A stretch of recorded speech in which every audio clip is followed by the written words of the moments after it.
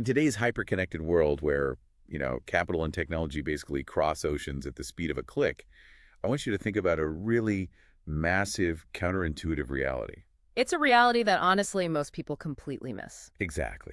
Because we live in an era where an engineer in Bangalore can access the exact same cloud computing power, the exact same open source software, and the exact same global supply chains as an engineer in Silicon Valley. Right. The physical barriers to raw information have basically plummeted to zero. They're gone. And yet, if you actually look at the macroeconomic data, there's this shocking abyss that's still there.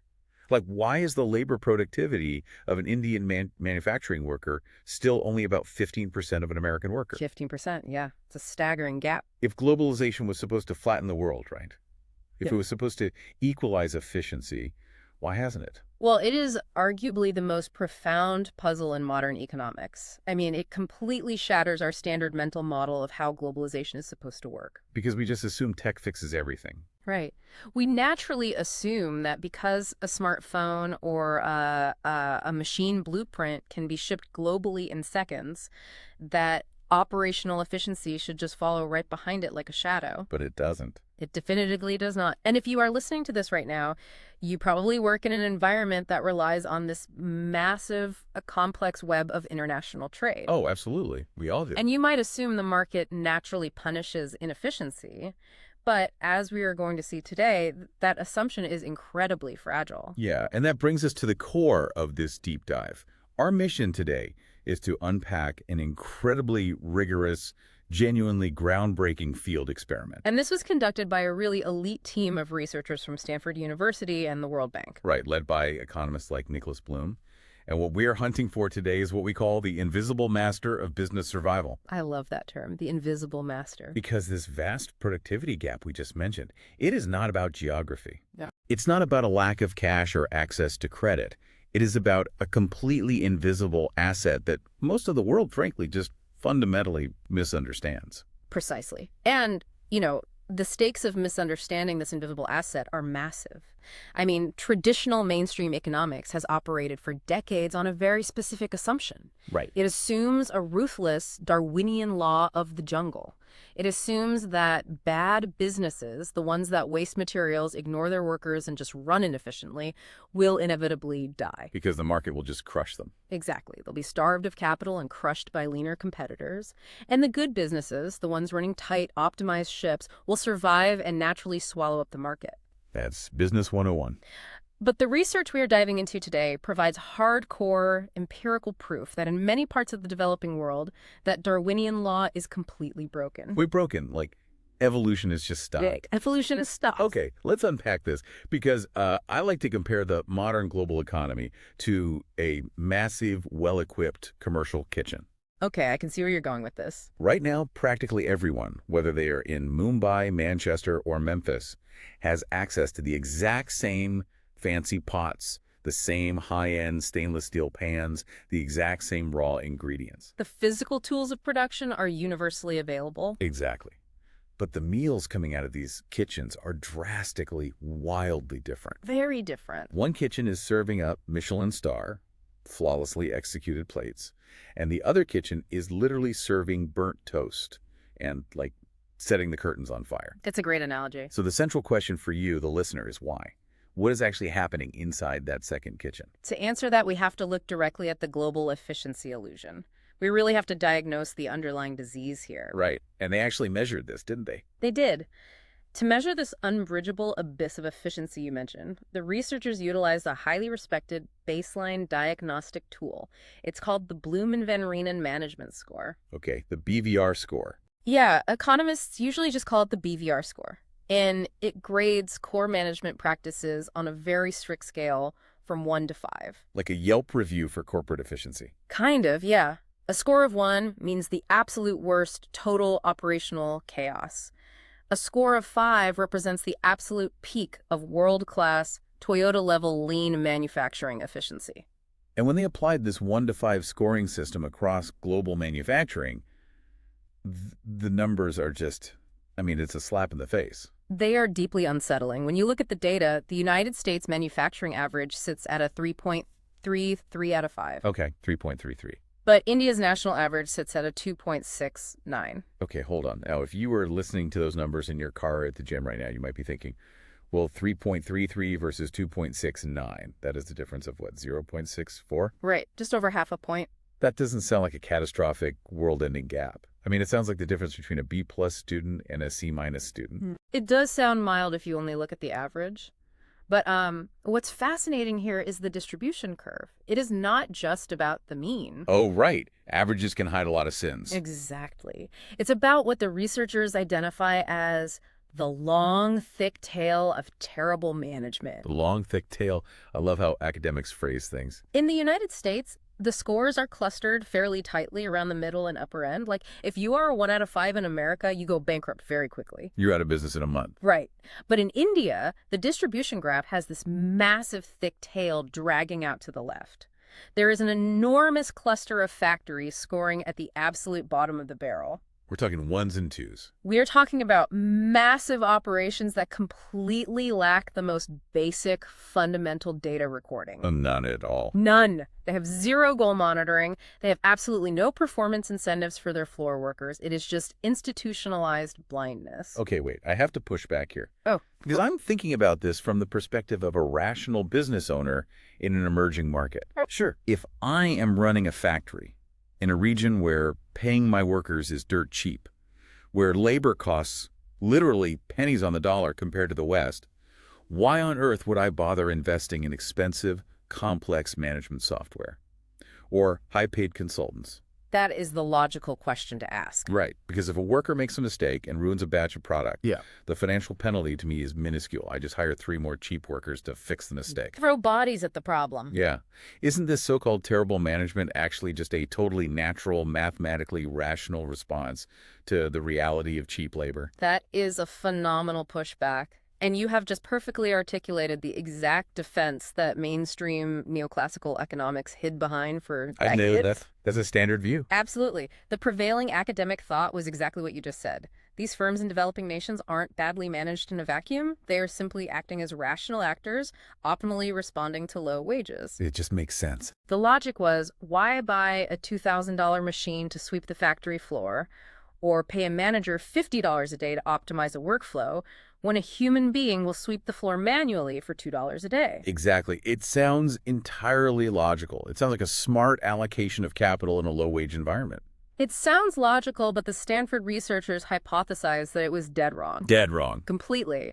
They suspected that this invisible asset managerial technology is not just some cultural luxury that you adopt when you get rich. Right?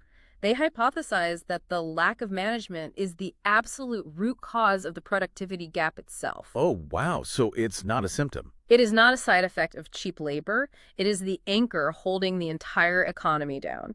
They wanted to prove that management is not some soft, HR-driven cultural fluff. Like trust falls in pizza parties. Exactly. Management is a hard technology. It is a physical tool, just like a robotic arm, a loom, or a conveyor belt.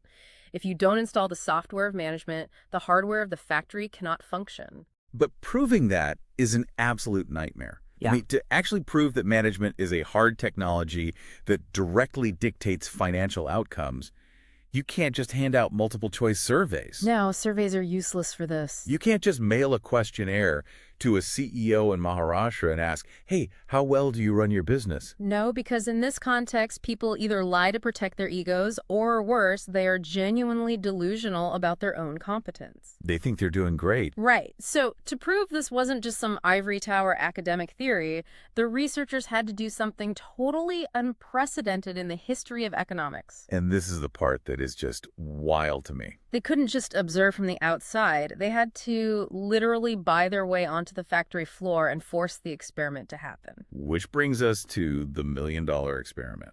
And I really want the listener to imagine the pitch for this. It's quite the pitch. Why would a team of elite academic researchers spend $1.3 million of grant money and out-of-pocket funding to give free, world-class consulting to Indian textile tycoons they had never even met. They had to spend that money because it was the only conceivable way to breach the defensive walls of these companies. Because they're super private, right? Large private firms in developing nations are often incredibly secretive, almost notoriously so. Sure. They are deeply paranoid about tax authorities knocking on their door.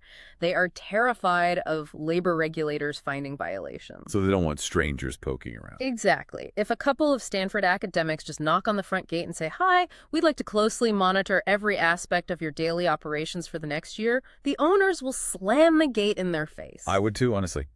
So to get past the gatekeepers, the researchers essentially created a Trojan horse. A very expensive Trojan horse. They hired a massive, top-tier international consulting firm. We are talking about the kind of elite, blue-chip firm that usually charges Fortune 500 companies hundreds of thousands of dollars for a few weeks of their time. Right.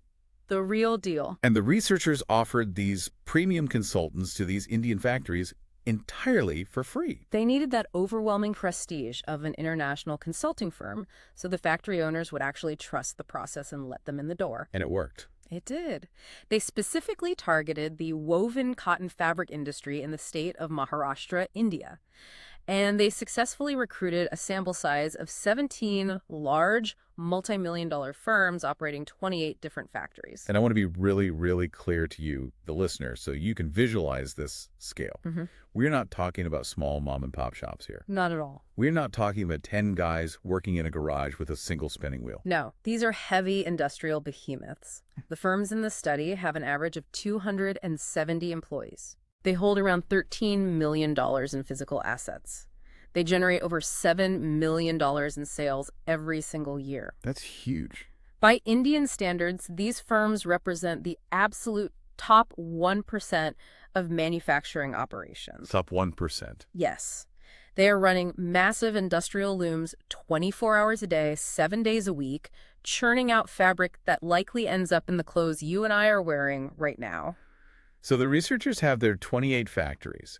They then set up the absolute gold standard of scientific research, a rigorous randomized controlled trial, or an RCT. Which is incredibly rare for something like this. Right. This isn't just observation. It's a controlled medical trial, but applied to capitalism. Yes, exactly. 14 of these factories were randomly sorted into the treatment group.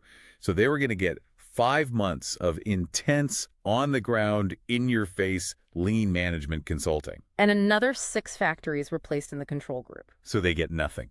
Well, they only got a 1-month basic diagnostic just to establish a baseline, but no actual help fixing anything. Okay, so this is where the academic theory finally collides with physical reality. Because what the elite consultants found when they actually walked through the doors of these multi-million-dollar facilities, I mean, the documentation and the photos and the source material are deeply shocking. It really is a profound disconnect. The descriptions of these photos paint a visceral picture of what looks like an active battlefield. That's a good way to describe it. Keep in mind what you just said. These are highly profitable, massive operations in the top 1% of the country. And yet, when the consultants walk onto the floor, the factory floors are literally littered with rotting garbage. Rotting garbage. You have priceless raw materials, premium, expensive cotton yarn, just dumped into chaotic, unlabeled piles on the dirty floor. On the floor. Different colors of yarn are mixing together haphazardly. Cones of expensive yarn are getting physically crushed and ruined under the weight of other yarn because there is literally no shelving system. And it goes way beyond just being messy, right? It is actively dangerous. Oh, highly dangerous. You have highly flammable waste material like cotton dust and loose threads, just piled up right next to hot, running, heavy machinery. And the machines themselves are slick with dangerous leaking oil. There is zero preventative maintenance. And my favorite detail from the study, which is actually kind of horrifying, if a machine breaks down and they need a spare part to fix it, there is no inventory room. None. There is no database. Finding a critical spare part relies entirely on human memory. Yes. Shift manager literally has to remember where he threw a specific metal gear into a dark corner 6 months ago. That makes absolutely no sense. You have multi-million-dollar businesses operating like a teenager's notoriously messy bedroom. It's hard to fathom. I'm trying to wrap my head around this. If I ran a business that way, I feel like the whole place would burn down or I would go bankrupt in a week. How is this level of dysfunction even sustainable? It is sustainable because of a psychological and economic phenomenon we can call normalized chaos. Normalized chaos. This goes back to our earlier point about cheap labor. When you operate in an environment with extremely low wages and, crucially, very little outside hyper-efficient competition, the managers and the owners just accept this massive waste as a permanent, unchangeable condition of the universe. It's just the background noise. They don't see it as a fixable problem. They see it as the weather. You can't change the weather. It's just the unavoidable cost of doing business. Like, hey, yarn rots, machines break. That's just how the fabric industry works. Precisely. So when things break, or when $10,000 worth of yarn gets ruined by a leaky roof, they don't investigate the root cause. Right. They don't fix the roof or build a shelf. They just throw human bodies at the problem. Because bodies are cheap. Right. They hire 10 more people at $2 a day to manually sort through the ruined yarn. They hire 5 more people to wander the massive factory floor aimlessly looking for the lost spare part. That is wild. They are substituting critical thinking and systemic engineering with sheer brute force cheap labor. Okay, so the consultants are standing in the middle of this multi-million-dollar disaster zone. How do you fix it? Well, the rules of the experiment are clear. Right, they're not there to inject capital. They cannot just buy $1 million worth of new, faster German looms. They have to fix the factory using only the invisible software of management. So the researchers introduced what we can call the 38 antidotes. Yes, and this is where the actual intervention, the treatment in the clinical trial begins. And the consultants didn't arrive with highly complex, futuristic AI software, right? No, not at all. They didn't bring in proprietary corporate algorithms. They brought in 38 ridiculously simple, borderline mundane daily habits. Mundane is the word. These were directly inspired by the lean manufacturing principles pioneered by Toyota in Japan decades ago. And when you look at the list of these 38 antidotes, we are talking about rules that are painfully basic. Painfully. We are not talking about Six Sigma black belt statistical analysis here. We are talking about literally sweeping the floor at the end of a shift. Yes. We are talking about cataloging the yarn by color and putting it on a wooden shelf instead of the floor. Writing down on a piece of paper what time a machine breaks down. Standardizing a single drawer where you put the spare gears. Holding a 10-minute meeting every morning just to talk about quality control. These are practices that have been absolute foundational common sense in Western and Japanese manufacturing for over 50 years. If you don't do these things in Detroit or Kyoto, you are out of business. Instantly. But in these elite Indian factories, the baseline adoption rate of these 38 practices before the experiment was a dismal 25.6%. Barely a quarter of basic industrial hygiene practices were in place. It's the equivalent of a surgeon only washing their hands 25% of the time before operating. That's a terrifyingly accurate comparison. But after the intense consulting phase, the habit reversal was spectacular. It actually worked. Oh, it worked! The adoption of these lean practices in the treated factories skyrocketed from 25.6% to 63.4%. Wow. And the craziest part of this adoption phase is the spillover effect. Yes. This is fascinating. Because these 17 firms owned multiple factories, right? The researchers only treated specific factories, leaving others untouched as an internal control. Right. But the owners saw what was happening in the treated factories. They saw the physical changes. And without the consultants even prompting them, the owners started manually copying the new habits over to their other untreated plants. They did. Those non-treated plants improved their management practices by 17.5% completely organically. The owners realized, wait, this actually works. They couldn't deny what they were seeing with their own eyes. But here's where it gets really interesting, and I want to dive into the human element of this. Sure. Think about the massive cultural friction happening on that factory floor. You have young, highly educated, likely Western-trained consultants dropping into rural or industrial India. Yeah, that's a culture clash. They are walking into the absolute fiefdoms of these seasoned, wealthy, older Indian patriarchs who've been running these empires for 30 years. And doing it successfully in their minds. Right. And these young consultants in suits are looking at these millionaires and telling them to literally sweep their floors and buy plastic bins. That must have been a massive, explosive ego clash. It was a profound psychological journey, and the source text documented the intense friction perfectly.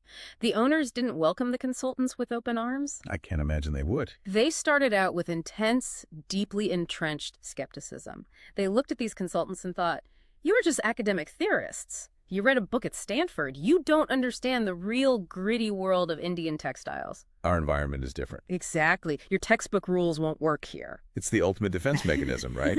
Like, my chaos is special. You couldn't possibly understand my chaos. Yes. So how did the consultants actually break through that wall of ego? You can't just argue with a millionaire patriarch and expect him to fold. No, argument is completely useless in that scenario. They had to prove it mathematically on the owner's own turf. Show, don't tell. Exactly. The consultants used a classic pilot test strategy. They would walk into a massive factory with 100 looms, and they would point to just 3 looms in the corner. Just 3. And they would say to the owner, "Give us those 3 looms, let us run just those 3 machines our way for a single week. You run the other 97 your way." It's a localized clinical trial within the factory. Yes. On those 3 looms, the consultants would introduce basic preventative maintenance. They would meticulously clean the immediate area so dust wasn't getting into the gears. Right. They would strictly record every single defect the loom produced on a whiteboard. And only when the patriarchs saw the physical, undeniable data, Real-time results. only when they saw those 3 clean machines vastly outperforming the other 97 dirty machines in real time, did their egos break. They surrendered to the math, and it absolutely proves the central thesis of the researchers.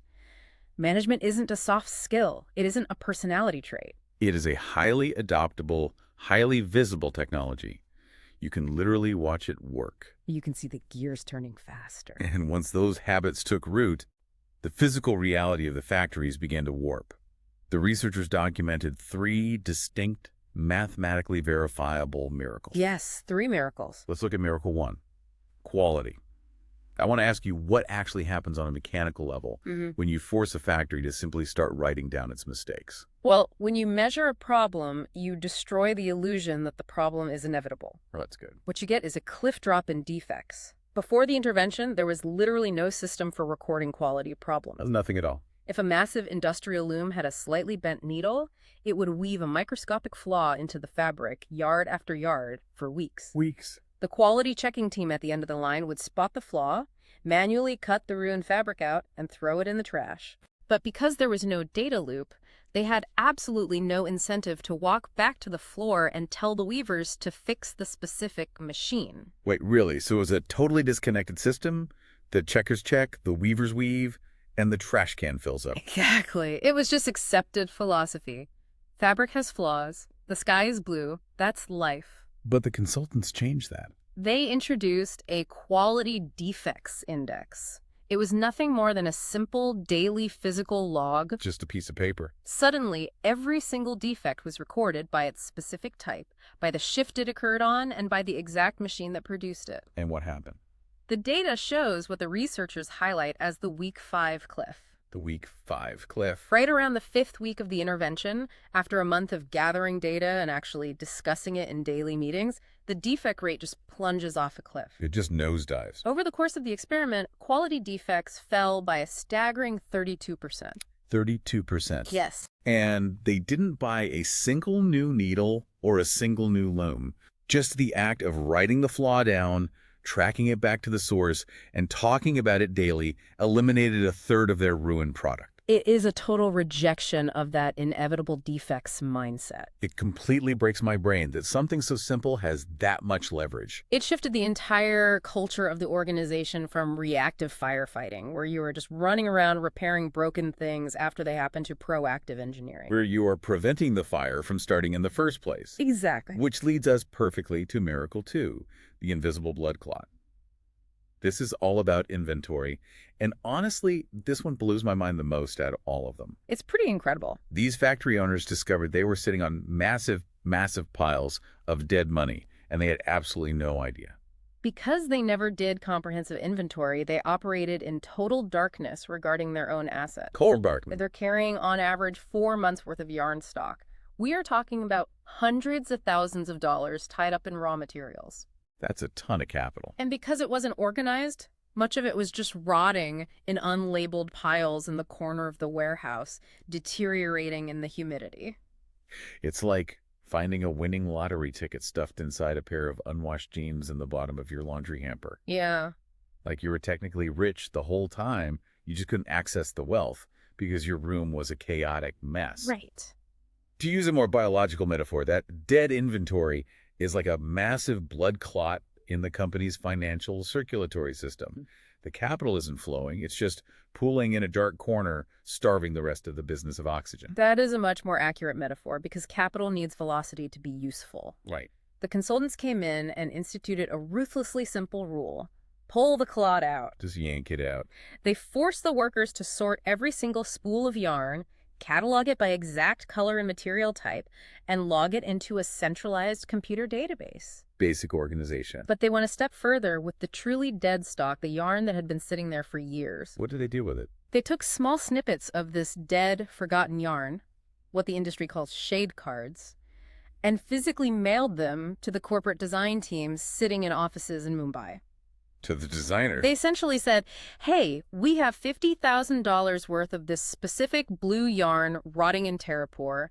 Design a new line of suits using this exact yarn immediately. Oh my God, that is absolutely brilliant. You forced the creative team to monetize the trash. Exactly. Just by implementing those daily logs, establishing optimal restocking norms so they didn't overbuy, and monetizing the dead stock, the factories reduced their raw material inventory by a massive 16.4%. 16.4% of hundreds of thousands of dollars. That dissolved the blood clot. It freed up huge amounts of immediate liquid cash that could be used to pay off debt or invest in actual upgrades. That is insane. And then there is Miracle 3, waking the sleeping giant, output. This is the ultimate proof of management as a technology. Right. They achieved this without expanding the physical footprint of the factory by a single square inch. Not 1 inch. They didn't buy a faster loom.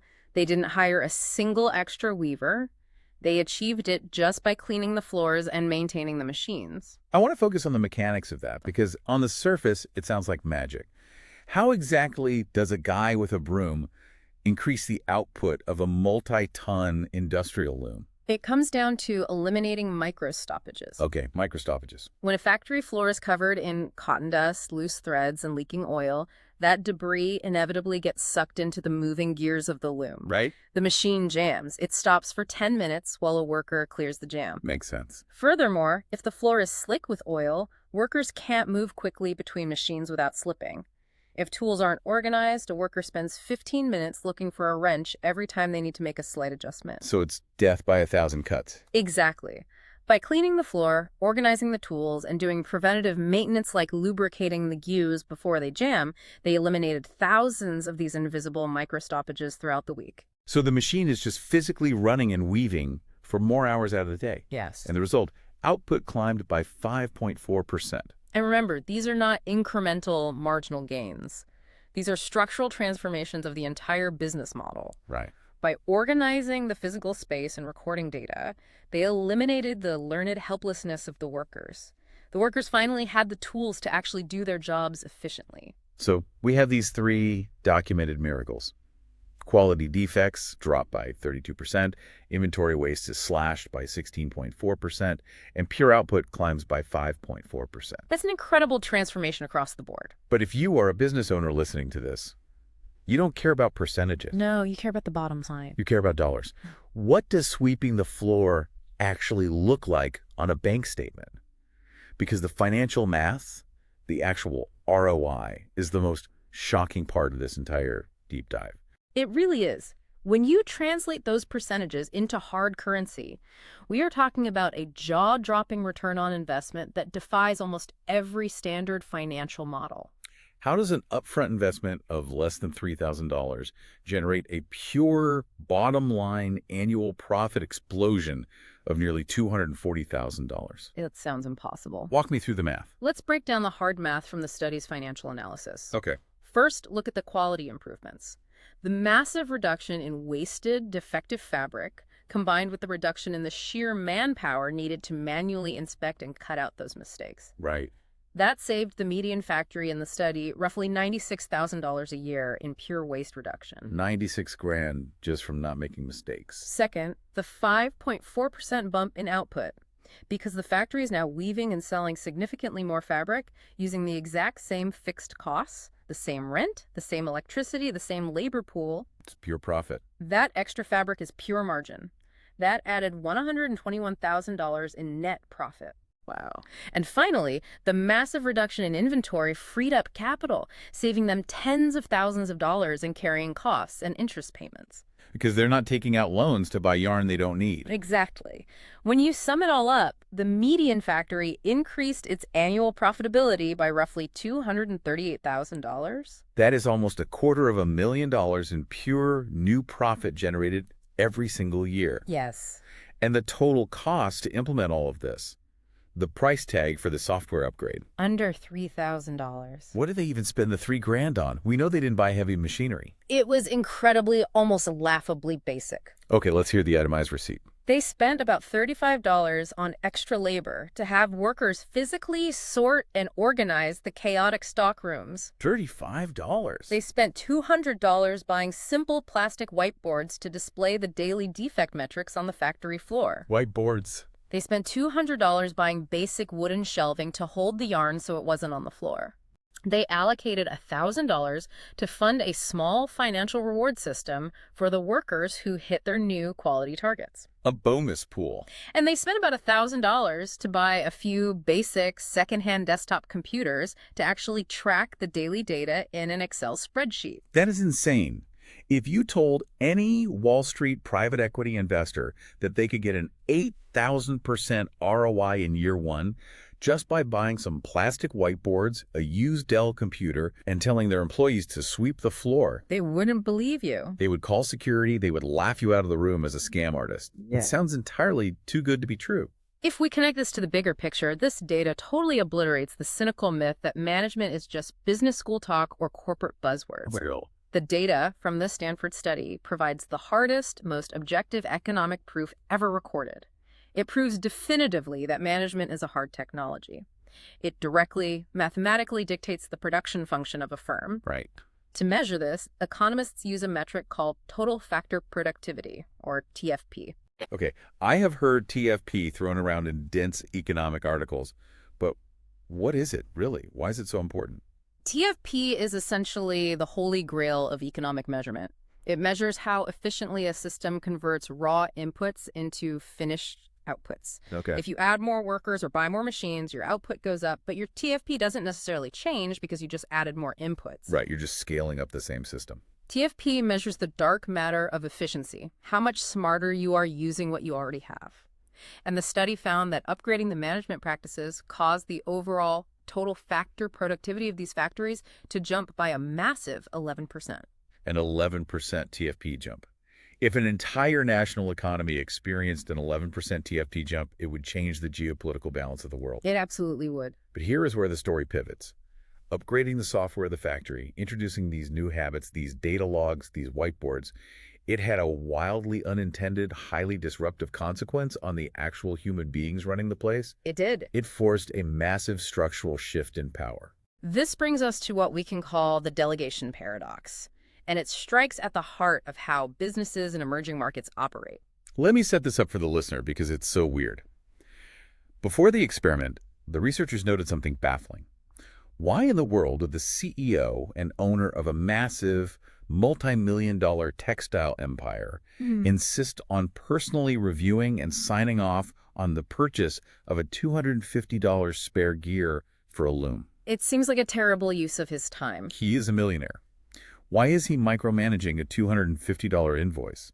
Because before the experiment, the owners of these factories hoarded absolutely all decision-making power at the very top. Like everything. The plant managers, the highly experienced guys actually walking the factory floor every day, had zero actual authority. None. None. They couldn't hire a replacement weaver, they couldn't schedule a weekend maintenance shift, and they absolutely couldn't authorize the purchase of a cheap spare part. Everything had to flow up to the owner. Which means the owner, who often lives in a luxury apartment in Mumbai, which is a several-hour drive away from the industrial town of Tarapur, has to micromanage every tiny, agonizing detail of a factory he isn't even standing in. Right.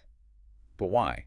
Are these owners just massive control freaks? Is it an ego thing? It wasn't just a personality flaw or an ego trip. It was a rational response to a massive information blackout. Information blackout. Without data, without daily tracking, letting a middle manager buy things meant you were almost guaranteeing that you would get robbed blind. Oh. It is a classic principal agent problem. If the owner in Mumbai doesn't know exactly how many spare gears are currently sitting in the storage room, the floor manager could request money to buy 10 gears, secretly sell 8 of them on the black market, put 2 in the machine, and pocket the cash. Ah, I see. So if he's in Mumbai and the factory's hours away, he's literally blind. Completely blind. If he gives them a budget, they could be buying ghost parts. Yeah. So without verified data, trust is literally mathematically impossible. Exactly.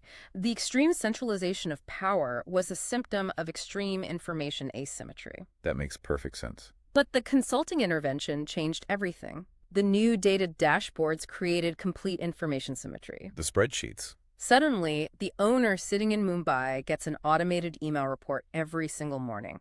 He can see the exact verified daily inventory numbers. He can see the exact defect rates from the day before.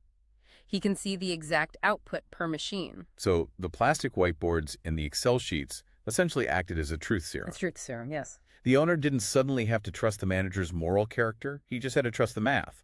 If the math balances, the manager isn't stealing. Yes. And once the owner could see everything clearly, they finally felt safe letting the managers make decisions. The researchers measured a massive, verifiable spike in decentralization. Owners actually stopped physically visiting the factories as often. And let go of the reins. They finally let the plant managers handle hiring, maintenance schedules, and performance bonuses. The power shifted downward, empowering the local staff. But there's a digital byproduct to all this new data flowing around, right? Yeah. And it wasn't necessarily a positive one for everyone. It was a huge structural shift. To track all this new granular information, computer use in the factories absolutely exploded. Yeah. Before the intervention, computers were used for about 13.6 hours a week, mostly just for basic payroll. Barely all. Afterward, computer use doubled to over 26 hours a week. Excel became the new language of the factory. Which sounds great on paper. The factory's modernizing. Yeah. But it has a very dark side for the workforce. It reveals the absolute root of the modern class divide. Tell me about that. This specific dynamic is exactly what labor economists call skill-biased technological change. Skill-biased technological change. Better management requires data. Gathering and analyzing data requires computers. And operating computers requires literate, numerate, highly skilled workers. So the guys who know how to build a pivot table in Excel suddenly become incredibly valuable and get promoted. Right. And the guys whose only skill is manually sweeping the floors or lifting heavy spools of yarn get completely left behind. Their labor is devalued. Precisely. This exact dynamic, driven fundamentally by the need for modern management and data tracking, is one of the primary macroeconomic forces driving income inequality globally today. That's fascinating. The technological upgrade biases the rewards toward the skilled. Okay, so let's summarize where we are. We have established that tracking data makes you rich. Very rich. It lets you take vacations while your managers run the shop. It skyrockets your profit margin by $250,000 for the price of a used laptop. Yes. So the ultimate question is, why in the world were these shrewd, highly competitive, profit-hungry factory owners totally refusing to do it before the Stanford researchers showed up? That is the million-dollar psychological question. And it leads us to the root of all evil in this scenario, the information wall. The information wall. If basic management is literally printing hundreds of thousands of dollars in pure profit, why were they blind to it? The researchers didn't just guess, right? They actually interviewed the owners and tracked exactly why each of the 38 practices wasn't being used prior to the intervention. They did. They systematically documented the barriers to adoption. And the answers are terrifying because they apply to almost every industry. Okay, lay it on me. 15% of the failure to adopt these practices was pure, simple ignorance. Ignorance. The owners simply didn't know these practices existed. They had never heard of a daily quality meeting. They had no conceptual framework for inventory tracking norms. Wow. It wasn't that they rejected the ideas simply hadn't reached them. The 15% is a small slice of the pie. The much bigger chunk wasn't innocent ignorance, it was pure delusion. Yes, a fatal, deeply entrenched overconfidence. This is the part that gets me. 45% of the failure to adopt the practices was due to false beliefs regarding cost and benefit. When the consultants first arrived on day one, they asked the owners to rate their own product quality on a scale. And what did they say? 90% of the owners genuinely believed and passionately argued that their product quality was top-tier, world-class material. 90%. Yeah. Nearly every single owner thought they were running a flawless operation while standing next to a pile of rotting, unlabeled yarn. Yes, they thought they were the absolute best in the business. That is wild. And they maintained that delusion right up until the researchers showed them the brutal, objective data comparing their actual defect rates to standard global metrics. The numbers didn't lie. The data shattered the mirror. I love this because it highlights such a universal human flaw. It's like someone who has only ever eaten highly processed fast food their entire life, and they genuinely think they are a culinary expert. They think their burger is the pinnacle of gastronomy simply because they have never actually tasted a real dry-aged high-end steak. They don't know what quality actually tastes like. That's exactly it. It's a multi-million-dollar delusion driven by isolation. It is the absolute devastating tragedy of not knowing what you don't know. The Dunning-Kruger effect applied to industrial capitalism. Right. These companies don't actively sit down in a boardroom and consciously choose to be inefficient. They are trapped inside a hermetically sealed bubble of self-delusion. They think they're winning. It proves a massive economic theory.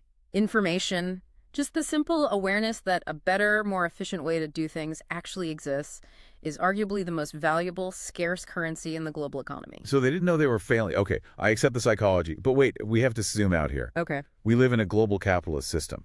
If these specific companies are this incredibly inefficient, if they're wasting yarn and hoarding dead capital, why hasn't the free market crushed them? That is the big question. In a normal ecosystem, a smarter, leaner competitor, maybe someone who actually tracks their defects, should come along, optimize their own factory, lower their prices, and drive all these delusional, inefficient owners into bankruptcy. Why hasn't the market cleansed the system? This is where the story takes a dark turn from micromanagement into macroeconomics. This is what we can call the ultimate curse. The ultimate curse. It answers your very first question about why globalization hasn't fixed everything. In the ruthless, Darwinian jungle of capitalism, how does a shockingly inefficient, badly run company survive for decades without going bankrupt? Right. Why does the burnt toast keep getting sold? If you burn the toast in New York, the restaurant closes in a month. Why does the restaurant stay open in Maharashtra? Because the natural market forces of creative destruction are artificially paralyzed. Paralyzed? How? And it starts with the foundational legal system. In India, like in many developing nations, the civil court system is notoriously slow, backlogged, and highly inefficient. It is incredibly difficult to reliably enforce a business contract. If you partner with a supplier or hire an outside executive, and they breach the contract or steal from you, you have almost zero practical legal recourse. You're just out of luck. A lawsuit could take 20 years to resolve. Okay, so because you can't trust the courts to back you up, you can't trust outside partners. The legal safety net just doesn't exist. Exactly. And because you cannot trust outsiders, you absolutely refuse to hire professional outside executives to run your new factories. Right. You only promote direct family members to executive positions. The researchers call this the bloodline limit. The bloodline limit. Because of this absolute lack of systemic trust, the size of a multi-million-dollar textile empire in this region is highly correlated to exactly one demographic reality. And I'm guessing it's not the quality of their fabric or the brilliance of their business plan. No. The researchers ran the numbers. The correlation between the size of the firm and the quality of their actual management is a very weak, almost negligible 0.223. But the correlation between the size of the firm and the number of adult sons and brothers the owner has. Oh my gosh. That is a massive, highly significant 0.689. So what does this all mean for the economy at large? You're saying the ultimate ceiling on corporate growth in this environment isn't access to venture capital. No. It isn't global market demand. It's literally the biological limit of the owner's DNA and family tree. That is the harsh economic reality. Mm-hmm. A highly productive, brilliantly managed firm, one that actually uses whiteboards and tracks data, cannot expand and take over the market because the owner eventually runs out of brothers and sons to run the new factories. Wow. And he flat out refuses to hire a highly competent, non-family middle manager because he rationally assumes that without legal protection, the outsider will steal from him. The growth engine completely stalls. So the few good companies are artificially stunted. They hit a biological ceiling. They can't grow big enough to swallow the market share of the bad companies. Exactly. The Darwinian apex predators are kept in a tiny cage. That is such a vivid way to put it. And the bad companies, the ones burning the toast, are further protected from dying by what we can call the greenhouse effect. The greenhouse effect. The Indian government imposes an enormous 50% import tariff on woven cotton fabric. Now, just to be very clear to the listener, we are not taking a political stance on tariffs here. Tariffs are incredibly complex policy tools used for national defense, domestic employment, and infant industry protection. Right, absolutely. We are strictly looking at the mathematical economic reality reported in the Stanford study regarding this specific textile market. Right. Politically, tariffs have many justifications. But economically, in this specific microenvironment, the text shows that this 50% tariff acts as a massive, impenetrable protective wall. It creates a literal greenhouse. Inside this greenhouse, weak, inefficient, poorly managed plants are completely shielded from the harsh competitive winds of global trade. Yeah, because if they had to compete directly on price with hyper-efficient, lean factories from China or Vietnam, they would be forced to adopt better management today, or they would be bankrupt tomorrow. But inside the greenhouse, the temperature is controlled. Right. They can keep churning out defective fabric, they can keep letting expensive yarn rot in the corner, and they can still turn a profit because the domestic prices are artificially inflated by the tariff. So the consumer eats the cost of their inefficiency. Exactly.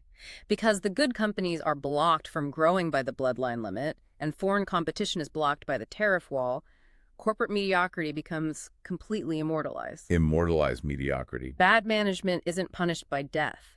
It is sustained and subsidized. That is incredibly sobering. It Ah. totally reframes how we look at the global economy. It really does. We started this deep dive looking at a massive mystery. Why is there a global wealth and efficiency gap in an era of free technology? And we found the answer.